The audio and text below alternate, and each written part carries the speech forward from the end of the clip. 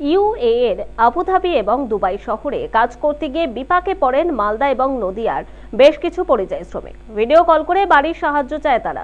নিজেদের সবকিছু দিয়ে সন্তানকে বিদেশে পাঠিয়েছিল পরিবারের সুদিনের আশা, এবং তারপরে দেখা যাচ্ছে যে পরিবারের দুর্দশার কথা প্রচারিত করে সময় কলকাতা এবং আটকে পড়া পরিযায়ী শ্রমিকদের মধ্যে বিপ্লব সরকার এবং দেবাশিস সরকার গঙ্গারামপুর পুরসভার 15 নম্বর ওয়ার্ডের বাসিন্দা। তাদের পরিবার বালুরঘাট লোকসভা কেন্দ্রের সাংসদ তথা রাজ্য বিজেপি সভাপতি সুকান্ত মজুমদারের শরণাপন্ন হন।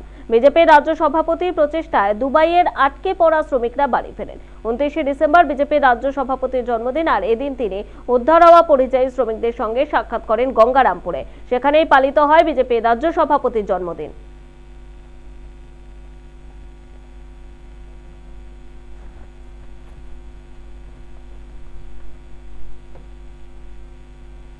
এই জেলার এবং নদিয়া জেলার বেশ কিছু যুবক যারা ওখানে এজেন্টের মাধ্যমে গেছিল এবং গিয়ে তাদের ভিসা পাসপোর্ট এগুলো কেড়ে নেওয়া হয়, এবং কেড়ে নেওয়ার পর তাদেরকে যে ধরনের কাজের কথা বলে নিয়ে যাওয়া হয়েছিল, বলা হয়েছিল যে স্টোর কিপারের কাজ করতে হবে, অফিসিয়াল কাজ করতে হবে, তার পরিবর্তে রাজমিস্ত্রির কাজের জন্য বাধ্য করা হয় এবং সেখানে অমানসিক খাটনি, তার সাথে মাইনে কম এবং খেতে না দেয়া, এই তিনটে বিপদের সামনে তারা পড়েছিল।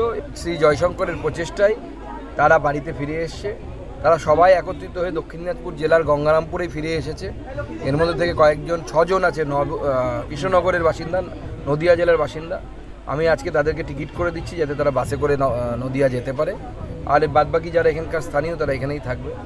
আমার জন্মদিন স্বাভাবিকভাবে কর্মী সমর্থকরা এটাকে মানে আমার সাথে উদযাপন করার চেষ্টা করে, তো উদযাপন করেছে তারা।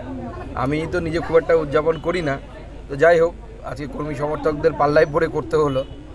কিন্তু মূল উদ্দেশ্য হচ্ছে যারা দুবাইয়ে এবং আবুধাবিতে যারা আটকে ছিল তাদেরকে ফিরিয়ে আনতে পেরেছি, মায়ের কোলে ছেলেকে ফিরিয়ে দিতে পেরেছি। আমাদের এর থেকে বড় শান্তি আর অন্য কিছু হয় না। আমাদের যেরকম ছিলাম আমরা কষ্টের মধ্যে, স্যারকে সব বললাম। তারপরে আমাদের আরও যে আমরা এত গরিব মানুষ সবাই লোকের কাছ থেকে টাকা ধার সুদে নিয়েছি, সেই টাকাগুলো আমাদের কীভাবে উদ্ধার হবে, তো স্যার বললেন দেখছি আমি যত দূর করতে পারি। এবং আমরা যে বাড়ি থেকে যাবো আমাদের কাছে 1 টাকাও নেই, সবারই কারোর কাছে নেই 1 টাকাও।